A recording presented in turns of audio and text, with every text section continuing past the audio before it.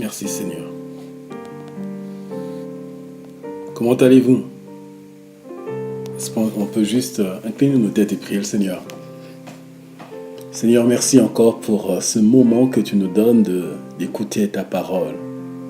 C'est une joie pour nous de t'entendre. Car il est dit que l'homme ne vivra pas du pain seulement, mais de toute parole qui sort de ta bouche. Alors parle encore, au nom de Jésus. Amen. Amen. Et aujourd'hui, je voudrais parler encore de la part du Seigneur sur un thème qui est la prière. C'est un thème dont j'aime beaucoup parler, et pratiquer. J'aime énormément la prière. Mais parfois, il est bon d'expliquer avant de pouvoir pratiquer. Vous savez, lorsque tu nais de nouveau, tu nais dans une église évangélique ou pentecôtiste, tu arrives, tu vois des gens prier, toi on t'a pas appris à prier, tu es là, tu essayes d'imiter ce que le frère ou la sœur dit à côté, tu es là, parfois tu es perdu. Je me rappelle la première fois où je suis venu à l'église, je voyais des gens prier, d'autres parler en langue, je voyais des gens crier, et j'étais là, je me posais la question, mais qu'est-ce qui se passe ici? Et peut-être tu es un nouveau converti et peut-être ça fait des années que tu es converti et tu es là sur ce chemin en te disant, mais c'est quoi exactement la prière? Un jour, il y a les disciples qui viennent voir Jésus. Ils viennent voir Jésus, leur posent cette question, Maître, enseigne-nous à prier comme Jean-Baptiste a enseigné aux disciples. Donc par là, on peut voir que la prière est une chose qui s'enseigne. Parfois, j'ai entendu des serviteurs, des pasteurs dire aux gens, il faut prier, mais aussi longtemps que l'on n'enseigne pas une personne à prier correctement, cette personne va mal prier. Il va avoir une déformation, si je peux dire, dans la prière. Et malheureusement, de nombreuses personnes dans ce domaine de la prière ont des déformations. Parce qu'ils ont été autodidactes dans ce domaine et en étant autodidactes, mais gloire à Dieu parce qu'il nous comprend. Vous savez, j'ai ma fille qui a 2 ans et parfois elle ne sait pas encore correctement parler, mais j'arrive à comprendre parfois ce qu'elle veut dire avec ses mots. Parfois Dieu aussi avec nos mots, nous n'avons pas prié correctement. En tant que père, il comprend un peu ce que nous voulons dire. Et il nous assure que sa volonté que nous puissions devenir matures lorsque nous nous adressons à lui. Que nous puissions lui parler comme Christ parlait au Père. Alléluia. Aujourd'hui, nous allons voir un domaine toujours qui touche la prière, qui est, j'appellerais ça la prière, un destinateur et un expéditeur. Vous savez, la prière, c'est comme un coup de fil, un coup de téléphone que tu passes. Il y a celui qui appelle, il y a celui qui reçoit l'appel. Et pour vraiment comprendre la prière, c'est cette base-là qui est très importante. Il y a toi qui adresses la prière, il y a celui qui reçoit ta prière, qui écoute ta prière et qui donne exaucement. Alléluia, est-ce que vous me comprenez? J'aime cette phrase que l'évangéliste américain Billy Graham a dit. On lui posa une fois une question. Si tu devais laisser un dernier message à l'église, que dirais-tu à l'église? Il a dit, je dirais à l'église, priez, priez, priez. Et moi, ma question a toujours été, oui Seigneur, il faut prier, mais comment faut-il prier? Et je m'attarde énormément sur ce domaine de la prière parce que je pense qu'une église grandit, une église a des percées, une église devient influençable lorsqu'une église est une église de prière. Lorsque l'église exerce dans ce domaine de la prière. Donc, il n'y a pas de manifestation de Dieu lorsque l'église ne prie pas. La Bible nous parle de la vie de prière de Jésus. Il se levait avant le lever du soleil, il allait sur la montagne, il invoquait Dieu, il priait Dieu avant de pouvoir descendre et exercer le ministère. Donc on voit que la prière, selon la parole de Dieu, n'est pas un monologue. C'est pas simplement tu t'agenouilles, tu lèves les mains, tu t'assieds, tu te mets à parler pendant des heures et des heures. Mais on verra plus tard que la prière est un dialogue. comme je l'ai dit tout à l'heure, c'est un coup de fil. Je ne sais pas si vous est déjà arrivé d'avoir une personne au bout du fil qui peut parler, et toi, tu n'as même pas le temps de placer un mot. Je me rappelle une fois, j'avais une jeune sœur qui avait certains problèmes dans sa vie, voulait avoir des conseils. Et elle m'a appelé pour pouvoir parler avec moi. La personne s'est mise à parler. Elle ne me laissait même pas le temps de placer un mot. À un moment donné, je posais mon téléphone, je suis parti faire ce que j'avais à faire, je reviens. Elle continue toujours à parler. Et parfois, Dieu aussi, nous avons ce problème en tant que chrétiens. Nous parlons, et nous ne laissons pas Dieu parler. Et Dieu désire que cela change. D'où cette exhortation ou apprendre que dans la prière, c'est un dialogue. C'est entre un destinataire et un appelant, celui qui appelle et celui qui reçoit, le destinataire et l'expéditeur. Alléluia. Donc premièrement, à savoir que la prière s'adresse à quelqu'un. Et dans le domaine de la prière, notre prière est adressée à une personne. On le lit dans Matthieu chapitre 6, le verset 9. Matthieu 6, le verset 9, la Bible dit ceci. Voici donc comment vous devez prier. Notre Père qui est aux cieux. Jésus commence à expliquer la prière. Maintenant, il dit que la prière est adressée à une personne. Et cette personne-là, le destinataire de la prière, c'est pas n'importe qui. C'est ton Père. La manière dont j'ai à m'adresser à un inconnu, c'est différent de la manière dont je m'adresse à une personne que je connais. Et quand on lit la parole de Dieu, la notion du Père est très importante. Jésus dira à un moment donné, votre Père, par exemple, connaît vos besoins. Votre Père veut prendre soin de vous. Donc la notion du Père dans la Bible est une notion d'une personne qui veut prendre soin, qui veut protéger, qui aime, qui veut chérir, qui veut diriger. Donc Jésus, lorsqu'il commence à enseigner la prière, il dit ceci, votre Père sait de quoi vous avez besoin. Il dit ceci, lorsque tu pries, tu dois dire, tu t'adresses à ton Père. Tu ne t'adresses pas à un Dieu inconnu, à un Dieu lointain. Tu t'adresses à ton Père. Dieu est notre Père. C'est une chose qui est différente avec les autres religions qui existent, qui appellent Dieu et Dieu. Mais nous, dans le christianisme, Dieu est notre Père. Je ne m'adresse pas à Dieu comme le créateur de toutes choses, même s'il est. Mais moi, quand je m'adresse à Dieu, je m'adresse à mon Père. Et lorsque nous voyons dans la Bible dit dans Matthieu chapitre 7, versets 9 à 11, que Jésus parlant du Père, il dit, si vous, mauvais comme vous êtes, vous allez donner des bonnes choses à vos enfants, à combien plus de forte raison le Père donnera des bonnes choses, les meilleures à ses enfants. Donc on voit que le Père ne donne que des bonnes choses, les meilleures choses. Lui, en tant que Père, notre Père céleste, nous donnera toujours des bonnes choses. Donc le destinataire à qui tu t'adresses, c'est une personne qui veut te donner des bonnes choses. Tu n'es pas là simplement pour parler à Dieu, mais sachant que la personne à qui tu parles, il veut te donner les meilleures choses pour ta vie. Il veut te donner une femme qui t'aime, il veut te donner un mari qui t'aime, il veut te donner une situation dont tu peux jouir, il veut te donner une vie en abondance. Il veut te donner des bonnes choses, ces choses dont tu as besoin.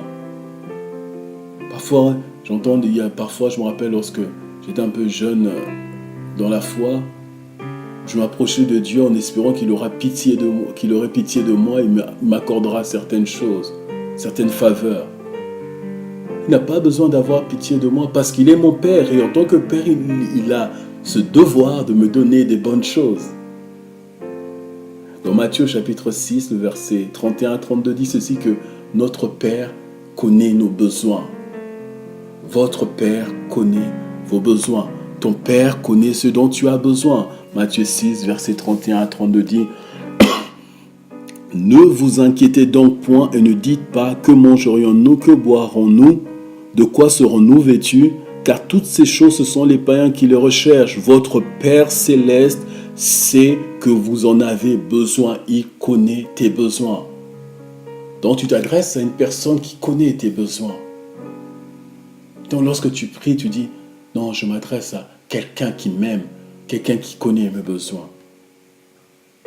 La Bible dit dans Jean chapitre 3, le verset 16, un verset qui est connu, que Dieu a tant aimé le monde. Tandis que Dieu m'a tellement aimé qu'il m'a donné ce qu'il y a de meilleur, son Fils unique. Donc la personne que tu t'adresses est une personne qui t'aime. Aujourd'hui, je peux aller demander un rendez-vous avec le président de la République pour un sujet qui puisse intervenir en ma faveur. Il peut le faire, il ne peut pas le faire parce qu'il ne m'aime pas. Il ne m'aime pas comme mon Père m'aime. Mais Dieu t'aime. Et quand tu t'adresses à lui, tu t'adresses à une personne qui t'aime. Ça change les choses. S'adresser à un inconnu et s'adresser à une personne qui t'aime change les choses. Un inconnu peut te donner, peut pas donner. Une personne qui t'aime va te donner ce qu'il y a de meilleur. Alléluia, est-ce que vous me comprenez? Et donc, deuxièmement, il y a le destinataire. Premièrement, il y a le destinataire, celui à qui tu adresses la prière.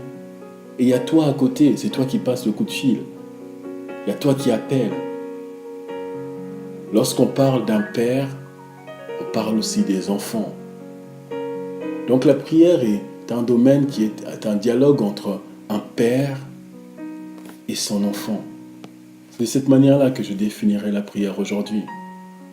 La prière est un dialogue entre ton père et toi, un dialogue entre un père et son enfant. Dieu n'écoutera pas la prière d'une créature qui monte vers lui. Dieu écoute les prières de ses enfants. Et c'est la question que je dois te poser aujourd'hui. Suis-je l'enfant de Dieu? Vous savez, il y a une différence entre une créature de Dieu et un enfant de Dieu. Dieu a créé toutes choses. Tous les hommes qui existent, c'est Dieu qui les a créés, qu'ils soient chrétiens, musulmans, athées, juifs, sont tous des créatures de Dieu. Mais devenir, parce qu'on devient au fond de Dieu, nous ne naissons pas enfants de Dieu, mais nous devenons enfants de Dieu. Donc, devenir enfant de Dieu est un choix. Un choix que tu dois faire personnellement. Ce n'est pas le fait d'aller à l'église chaque dimanche ou bien de naître dans une famille chrétienne ou bien de mon père est pasteur donc moi je suis aussi enfant de Dieu ou bien ma mère est servante de Dieu, moi aussi je suis enfant de Dieu. Non. Devenir enfant de Dieu est un choix propre, un choix personnel que tu dois faire. La Bible explique clairement dans l'évangile de Jean au chapitre 1er, le verset 12. Est-ce qu'on peut le lire? Jean chapitre 1, le verset 12. La Bible dit ceci: mais à tous ceux qui l'ont reçu, à ceux qui croient en son nom, on parle de la parole de Dieu, qui est Dieu lui-même, que Dieu a donné le pouvoir de devenir enfants de Dieu. Verset 13, lesquels sont nés non du sang, ni de la volonté de la chair, ni de la volonté de l'homme, mais de la volonté de Dieu. Donc ici, la Bible dit que, mais à tous ceux qui l'ont reçu, à ceux qui croient en son nom. Donc devenir enfant de Dieu, c'est un choix personnel. Il faut que tu fasses le choix de l'accepter dans ta vie. Il faut qu'à un moment donné, tu dises à Dieu, je t'accepte dans ma vie comme mon Seigneur et mon Sauveur. Il faut à un moment donné de ta vie que tu puisses t'asseoir, tu dises, est-ce que je suis né de nouveau? Et cela n'est pas trop tard. En écoutant ce message, tu peux aussi l'accepter. Dire simplement, Seigneur, je reconnais que tu m'aimes, je reconnais que Jésus est venu sur cette terre, il est mort pour mes péchés, afin que moi je puisse avoir la vie éternelle. Je te demande pardon pour mes fautes et j'accepte. J'accepte ce que tu as fait à la croix, j'accepte ton amour. J'accepte que toi, Jésus, tu es le Fils de Dieu, tu es Dieu. Et là, Dieu, miraculeusement, te fait rentrer dans son royaume. Il te transporte du royaume des ténèbres au royaume de la lumière. Mais à tous ceux qui l'ont reçu, à ceux qui croient en son nom, Dieu a donné le pouvoir de devenir enfant de Dieu. C'est Dieu qui te fait devenir enfant de Dieu. Peut-être tu vis loin de Dieu en vivant ta vie, et aujourd'hui Dieu frappe à la porte de ton cœur en te disant, mon fils, bien, ma créature, laisse-moi rentrer, je veux devenir ton père, car je veux prendre soin de toi. Dieu, un père, prend soin de ses enfants. Vous savez, j'ai des neveux, j'ai des cousins, j'ai des amis qui ont des enfants.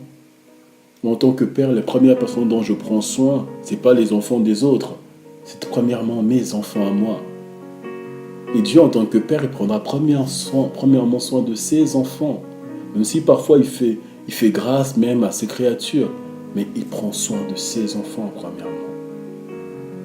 Et Dieu veut prendre soin de toi si tu l'acceptes dans ton cœur. En disant, Seigneur, je veux naître de nouveau. Je veux devenir enfant de Dieu. Je veux devenir une nouvelle créature. Je veux abandonner ma vie passée et te suivre. Et là, tu deviens enfant de Dieu. Et la Bible dit, tu n'es né ni de la chair, ni de la volonté des hommes, mais de la volonté de Dieu. Et c'est ça la prière. Et c'est vraiment dans ça que je voudrais m'arrêter. Que la prière, c'est entre un destinataire et celui qui appelle.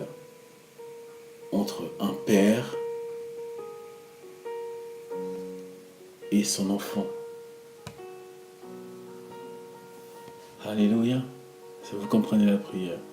Que cela change un peu dans ta manière de prier. Lorsque tu viens dans la présence de Dieu, ne viens pas vers un père fouettard, un père qui ne veut pas de ton bien. Mais lorsque tu viens dans la présence de Dieu, tu viens auprès d'un père qui ne veut que ce qu'il y a de meilleur pour toi. Un père qui compatit à tes faiblesses, un père qui voit tes peurs, un père qui voit tes craintes, un père qui voit tes larmes, un père qui voit tes échecs, un père qui te dit, mon fils, je t'aime, ma fille, je t'aime. Un père qui te dit, oui, j'entends ta prière, fais-moi confiance et foi, je vais exaucer. Alléluia.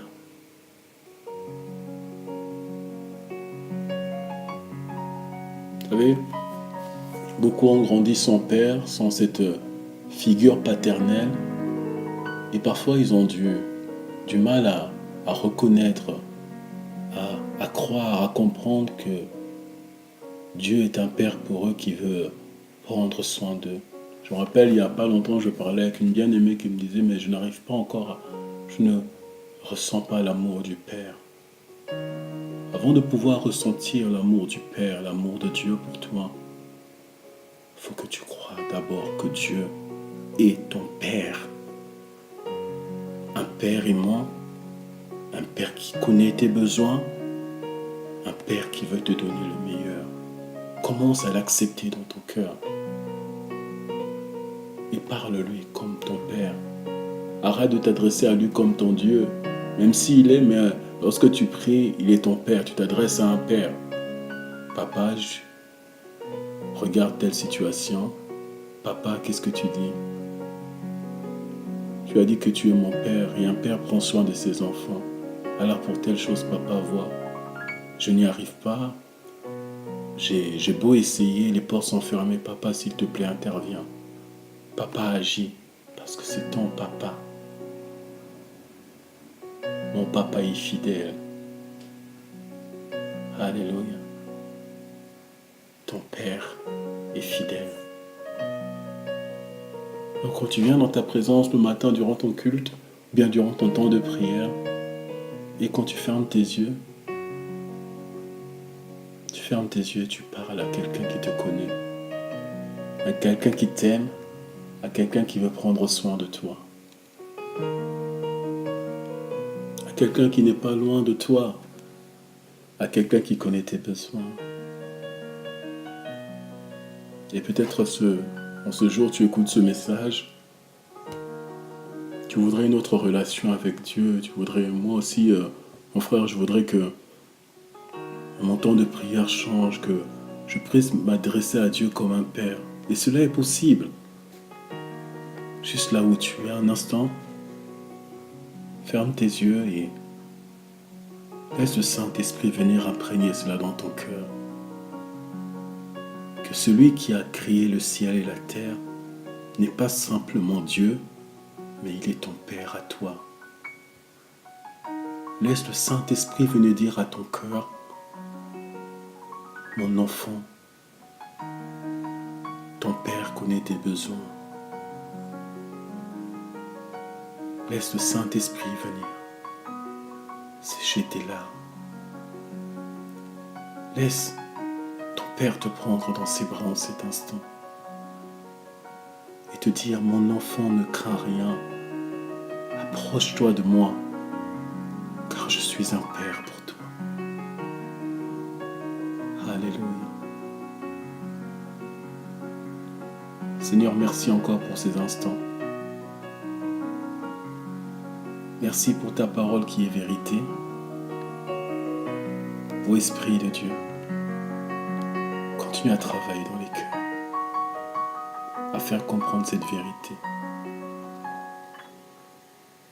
Dans le nom précieux de Jésus. Alléluia.